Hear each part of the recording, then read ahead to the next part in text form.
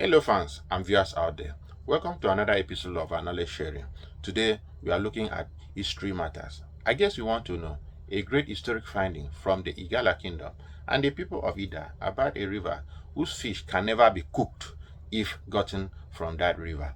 I have a friend, a colleague, who schooled in the pre-MD arm of the Federal Polytechnic Idah who fetched water home and saw a fish that evening between the hour of 6:30 and 7:30 p.m.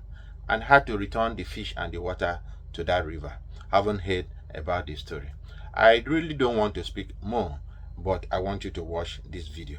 This river was poisoned in the 17th century, and until this day, the river remains poisonous. This river is so poisonous that if you catch a fish from the river and try to cook it, the fish will never cook. Right now, we are about to go see the Idah River, and this is the river that is believed that the fishes inside this river cannot be cooked. If you put this fish on the fire, no matter how much pressure you put to the fire, this fish will remain raw. Let us go and see the Idah River, and I will tell you more about how this river was poisoned. This is Idah River located in Igala town of Idah in Kogi State, Nigeria. This river was poisoned in the year 1690 during an intertribal war, and today we are going to learn why this river was poisoned. In fact, we are going to find out why the fishes from this river can never be cooked. No, I will try to find the fish from this river and we are going to cook it. Cook it as long as we can so that we can see if we can finally cook this fish. And if you want to see that, continue watching. How true is this story? What is the breed of this fish and why does it not cook? This is why we are going to this town today. When you come to this town of Idah, you will find out that there is two respected statues in this town, and these statues are princes. The two of them were used as sacrifice to save this town, and that is why this town exists today. One of them is called Princess Idah and the other one is called Princess Omodoko. They were all buried alive as a sacrifice to save the people of this town. One of them, which is Princess Omodoko, is the reason why this water is poisoned today. Let me tell you the story, but I will start with Princess Idah. Princess Idah is the only child of her father, who is the Idah of Idah, or you can say the king of Idah. And during the 16th century, there is a very strong empire called Igala Kingdom. The Igala Kingdom has a very large army, making them one of the strongest empire to exist around this time. Around the year 1504, the king of Igala Kingdom is called Oba Isigye, and during his reign, there is a prominent chief in Igala Kingdom called Chief Oliha. Chief Oliha is so obsessed with his beautiful wife and will often brag about her loyalty in front of the king and other cabinet members. Chief Oliha bragged so much about his beautiful wife to the extent that other cabinet members became jealous of him. At some point from around the year 1504 to 1515, Chief Oliha had problem with the king, which is Oba Isigye of Igala Kingdom. The king, looking for a way to get at Chief Oliha, he went for the thing he desired most, which is his wife. The king investigated and found out that the wife of Chief Oliha is so in love with beautiful beads. The king assigned one of his servants to seduce the wife of Chief Oliha with beautiful beads, and to make the matter worse, the servant is a cripple. The servant was able to seduce and win the wife of Chief Oliha, who he has always bragged about as a faithful wife. He was able to do this because he offered her expensive royal coral beads. After the servants carried out this mission, he came back to the king, and the king kept quiet without telling anybody. The king waited for the right time to strike. On a very beautiful day, there was a meeting between the cabinet, and Chief Oliha started again bragging about his wife and how faithful she is. That is when the king struck. He called out the crippled servant to tell what he did.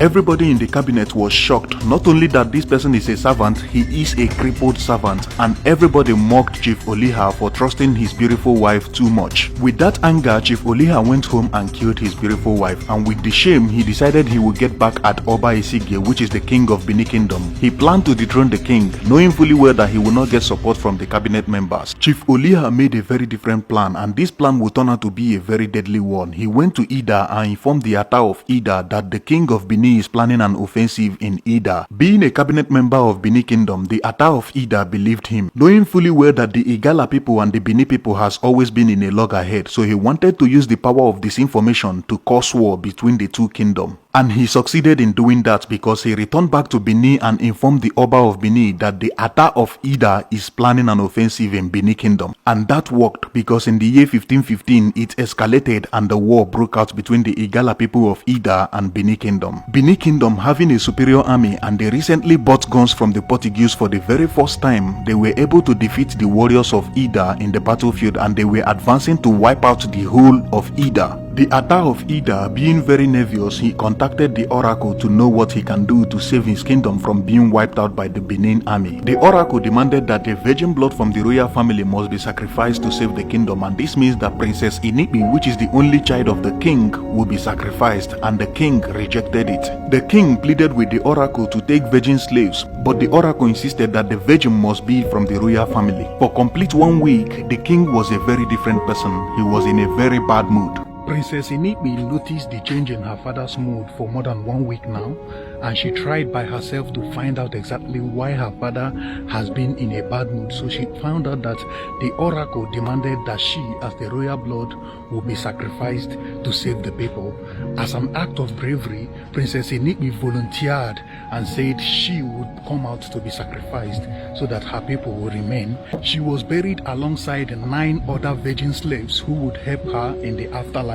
After Princess Inibi was sacrificed, the oracle assured the people of Idah that they are safe, even though the Benin warriors are advancing towards Idah. By the time the Benin warriors arrive Idah, they saw that the whole kingdom is already on fire, and they find no reason to go into fire. When the kingdom is already on fire, they decided to go back, thinking that the fire was real. But the fire was actually caused by the oracle, and to the eyes of the Benin warriors, they see a kingdom burning down, but they didn't know that this fire was caused by the oracle, so they had to go back, thinking the kingdom is already burnt down. That is how the Igala people of Idah was saved during the Igala Benin War of 1515 to 1516. Now let us talk about the Princess Omadoko and how this Inachalo river was poisoned. While Princess Inibi was buried in the 16th century, Princess Omadoko was also buried alive in the 17th century, and that is in the year 1690, and this is during the Igala and Jukun War. After more than a century that Princess Inibi was buried to save the people of Igala, another war broke out between the Igala people and the Jukun people. This time around, it's a different king, different fighters, and some other allies from different other places. The king, as at this time, consulted the oracle very earlier, and it was revealed to him that the princess, which is Omodoko, will be sacrificed in order to save the people of Igala. Princess Omodoko was also buried alive again as a sacrifice to save the people of Igala with 9 other virgin slaves. As a strategy to defeat the invading Jukun fighters, they decided to poison the Inachalo river. The main goal was to inflict so much casualties to the Jukun fighters who are invading the kingdom of Idah, knowing very well that the invading forces are going to drink the water when they are coming into the town. With the help of Hausa Malams from Bebeji, which is in current-day Kano, they were able to poison the Inachalo river, and this strategy worked. After this river was poisoned, it is believed that the Jukun fighters who were advancing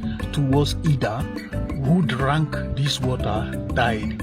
They died mysteriously in their numbers. Because of the Inachalo river, so much casualty was inflicted in the invading Jukun forces, and this gave the Igala people upper hand in the war, and history has it that so many Jukun fighters had to run away for their dear life. As for the fishes in the river, so many people who live in this community believe that nobody can cook the fish in this river. Many people have tried cooking the fish in the river, and no matter how long you cook the fish, it will come out raw. According to the people who have been here, they believe that the fishes in this river is a very different breed from every other fish you have seen both in the market and in the rivers, and they believe that the fish itself cannot be cooked. No matter how much time you cook it on fire, it will not get done. There is another thing they believe. They believe if by trying to cook this fish or anything, the bone of this fish wound you, it will never heal. There is nothing you can do with to heal the wound. So let's say you're cutting this fish and the bone choke you by mistake, that wound will remain there forever. And that is because they believe that this fish was poisoned as well. Other people believe that these are actually not fishes. They believe that it is human being, and they are part of the fighters from the Jukun warriors who were trying to run away when their fellow fighters were dying because they drank this water. Them themselves were trying to run away, and they had to turn to fish to swim away, and that is why these fish are here today. That is some of the stories that people believe. This is the reason why no matter how much time you try to cook the fish, it never get done. I posted a short story about this river on TikTok, and Dan Philip commented, "I witnessed an Igbo man that tried it back then in the early 80s. He died by just tasting the uncooked fish." Thank you so much for watching this video. If you did enjoy the video, please give the video a like. If you want to watch more videos like this, click the red subscribe button around here in your screen and turn on the bell notification that comes up next so that you'll be the first person to know when I post my next story. Thank you so much for watching, and I will see you in the next one. Bye for now. History recorded that in the 80s, A man tasted the fish and died. We are in search of this man's family to hear their story of this river too. This video is powered by Wisfrank. Please follow, subscribe, and like our page at Wisfrank on YouTube and Facebook. Also Wisfrank at Instagram and TikTok.